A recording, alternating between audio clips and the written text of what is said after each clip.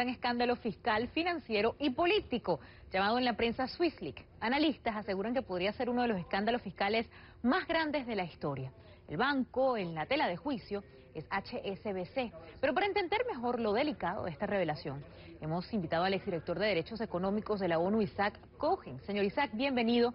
Muchísimas gracias por acompañarnos hoy en el programa. Y quisiera comenzar preguntándole en qué consiste exactamente este gran fraude y qué es la lista falciana.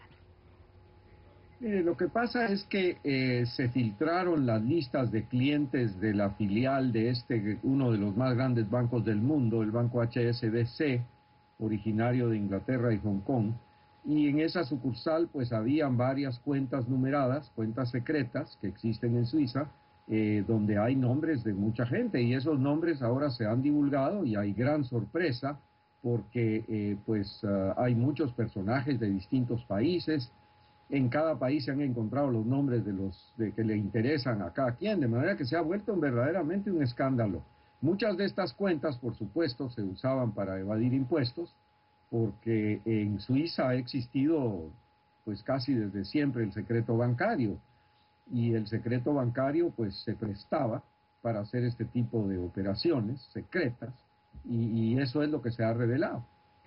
Y bueno, una de las cosas que se está hablando ahora a partir de este secreto bancario, si debería eliminarse o no, es que si debería haber un tratado entre países para revelar datos por evasión fiscal, porque esta no está penado como delito en Suiza. Pero quisiera preguntarle a usted si desde el punto de vista de la cultura judicial, ¿debería un gobierno usar discos robados, porque esto es una revelación, como fuente de información, y favorece esto la confianza entre el público y el Estado?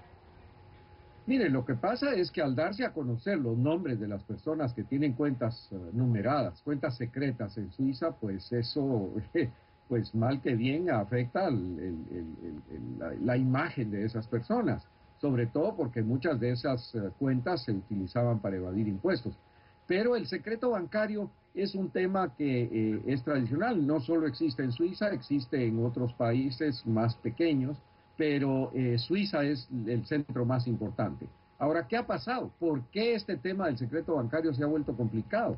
Yo le diría que todo esto data de septiembre 11, porque después de los actos terroristas, especialmente las entidades policíacas de seguridad de los distintos países, pues trataron de empezar a ver los flujos de lavado de dinero para ver por dónde, cómo se estaban financiando estos grupos terroristas. Y por ahí empezaron a tratar de ver si se podía identificar pues las cuentas de algunos de estos grupos, y se apretaron los controles, por así decir, sobre las cuentas secretas. Y bueno, Suiza ha llegado ahora a suscribir un convenio con Estados Unidos, porque del descubrimiento de esas cuentas se llegó a la conclusión de que también se utilizaban para evadir impuestos. HSBC se conoce como el segundo mayor banco del mundo. ¿Cómo fue dirigido este banco en el pasado y quién tomaba las decisiones de él? ¿Qué es lo que se conoce gracias a los SwissLeaks, como se les conoce en estos momentos en el medio de comunicación?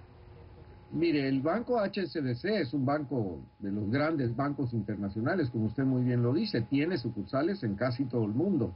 Esta sucursal que opera en Ginebra, en Suiza, es un brazo, por así decir, de la entidad bancaria, está radicada en Hong Kong, pero originalmente tiene el origen de sus capitales es capital británico.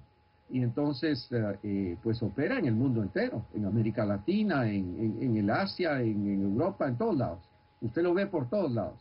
Y lo que pasa es que fue precisamente esta rama, por así decir, esta sucursal que tienen en Ginebra, Suiza, la que en primer lugar se vio expuesta porque un empleado pues filtró estas noticias. Y déjeme decirle que la noticia no es nueva, porque la filtración ocurrió en 2008.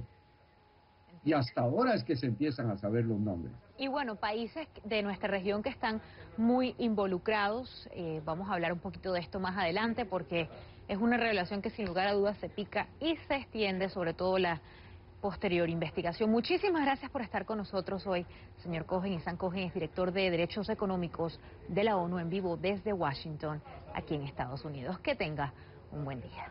Fue un placer, muchas gracias. Igual para nosotros.